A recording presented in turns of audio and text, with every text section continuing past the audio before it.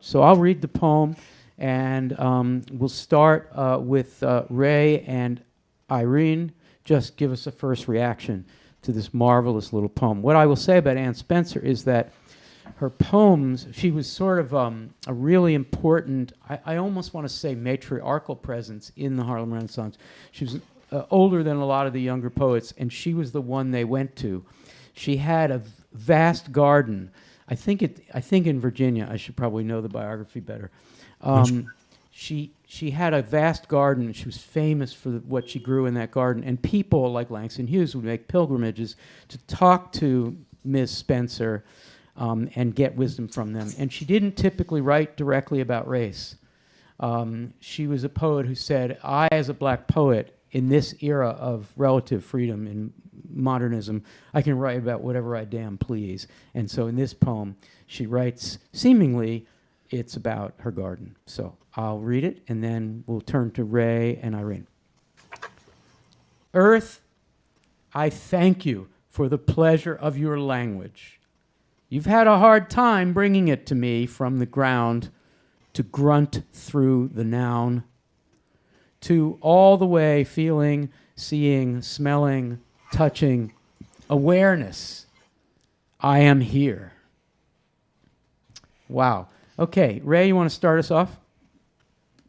Sure. I think the very beginning, I thank you for the pleasure of your language, brings to my mind the oral tradition, speaking, memorizing, even rhyming in places where the oral tradition is preserved in religious scripture and prayer.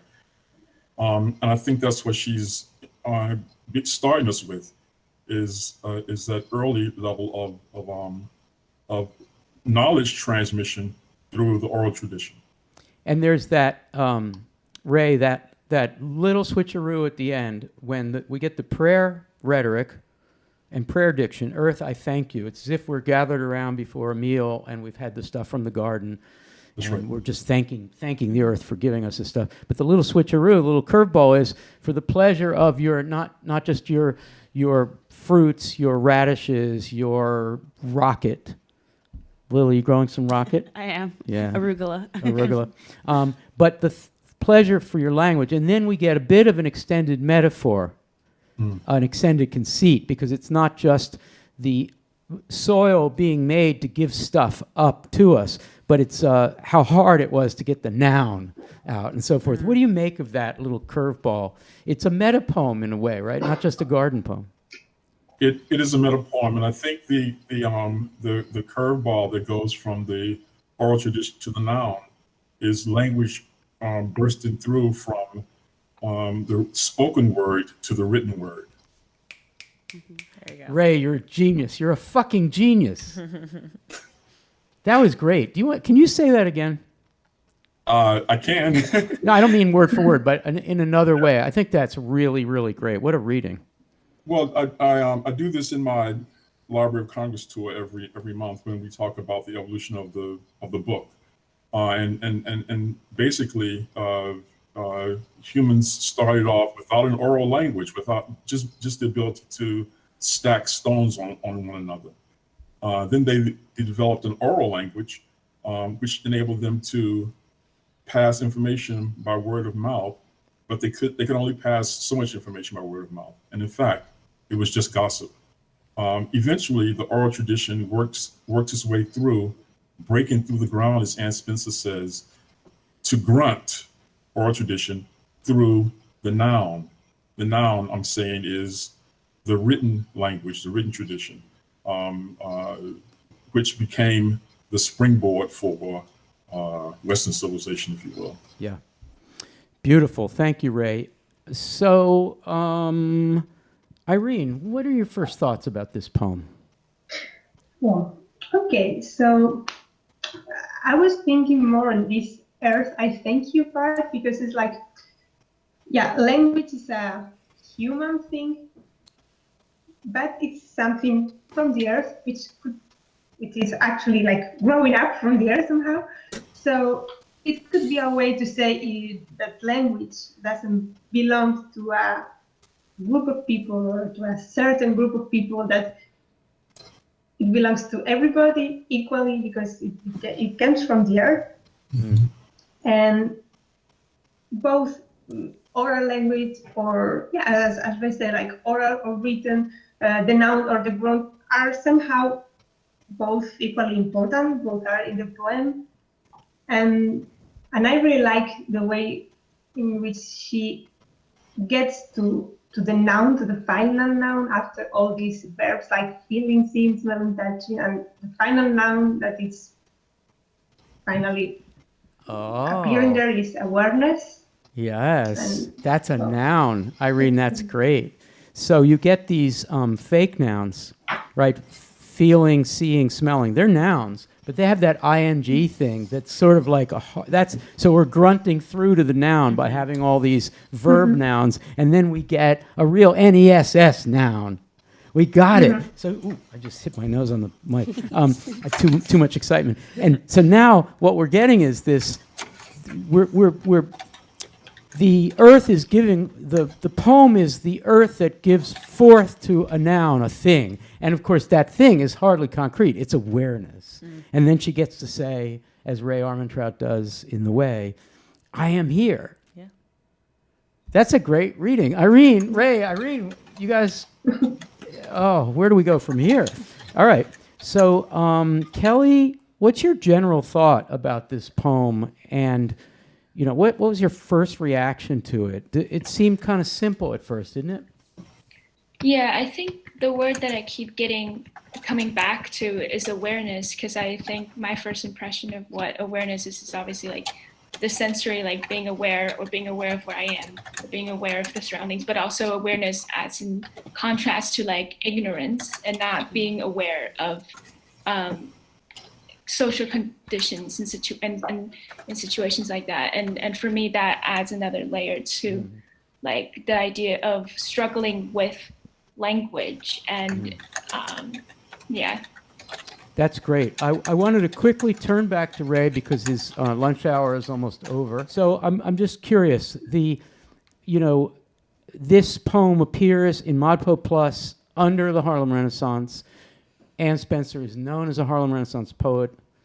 There are some poems in that grouping, such as Claude McKay's poem, which he claims was not about race, although I think all of us feel it is because it's about the race riots of 1919.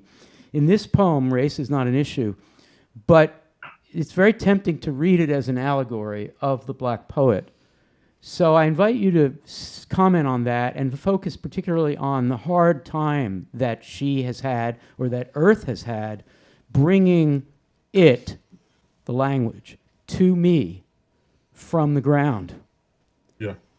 Well, I've done some extra reading actually on Anne Spencer. I was hoping you would toss me this slow pitch so I could knock it over the fence. I'm really good at that, Ray. It's my one talent, the slow pitch. Yeah.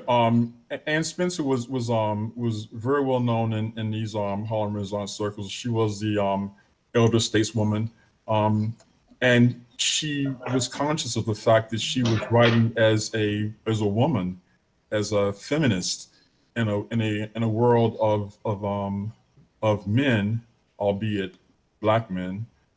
She was also conscious of the fact that how can I say this delicately? Many of the men with whom she corresponded, and I've actually read some of her correspondence because I'm here working in archives.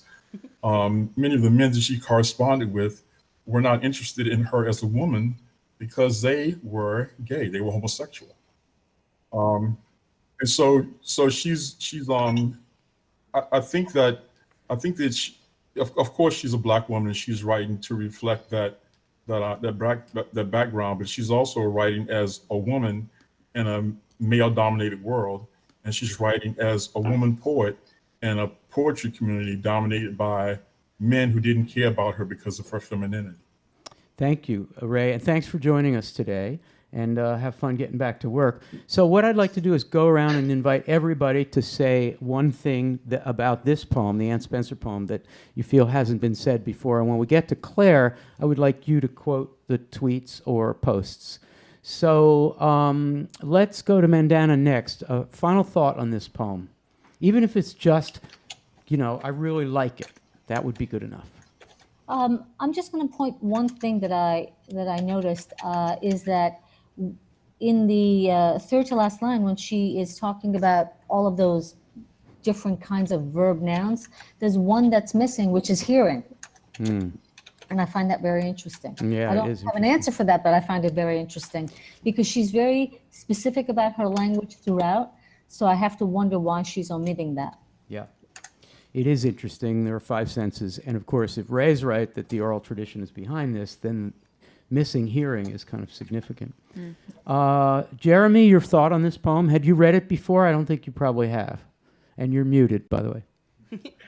Hi, yeah. No, I haven't read it before, and I didn't know about Anne Spencer before, so it's a really great opportunity to learn a bit more. She sounds an amazing woman, and all the photos you see of her online seem to be of her in a garden, surrounded by flowers. Yeah. It's really beautiful. I just have to say, I love that line, to grunt through the noun. That just it seems to have beamed out from outer space into this very kind of calm poem.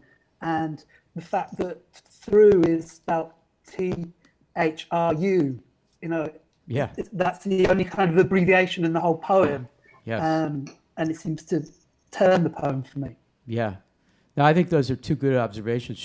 She's thought of as a more traditional poet, as a matter of diction and word choice, than the Harlem Renaissance poets who were really going in for modernism. And yet we have this kind of informality of the through, and then we have the meta-poetic quality. She's really doing something fairly daring and experimental here. Anna, your thought on this poem? Yeah, I think I, like everyone else, is stuck on grunt through the noun as a really just amazing line. And I think it calls attention to the labor involved in making poems and writing poems and speaking. And gardening. Yeah. You've had a hard time bringing it to me from the ground to grunt through the noun. Like there's just like that string of active verbs right after that line. This is about labor. This is about like the intensive amount of work it takes to tend a garden and make a language and speak it. Yes. I'm gonna overread what you just said. That is to say, I'm going to add to it and amp it up as a way of setting up Lily, who cares about gardens. So, you know, if we wanted to deep read this, Lily, we would get to, there's a critique here of all that traditional poetry that just is so florid, and flowers abound, and the earth gives us everything we want, snap, snap. You know, all those, and I have a feeling those poets didn't actually do the gardening. They were just wandering around smelling the roses that somebody else grew, you know? I mean, I don't want to blame Frost for everything, but his nature is kind of ready-made, you know? He didn't really, and he was sort of a gentleman farmer. Nice he didn't really, no, New England was pretty hard Scrabble, but he didn't actually do the farming. He just sort of, I'm being a little hard on Frost, but he sort of pretended to be the farmer poet so he could take a stance. And not to mention all of the poetry in, let's just say, the male lyric nature poetry tradition is all about everything that the earth just abounds. It's enslaved to us, that earth, and it just does whatever we want it to do poetically. And I think Anne Spencer is reversing that and saying something like, you know, this relationship that I have with you, a relationship of labor, indeed, in the tradition, Anne Spencer would be old enough to have a sense of this, enslaved labor, bringing things forward. It's been a very, very difficult time, right? So everything I get from the ground, I bless. I thank you for it.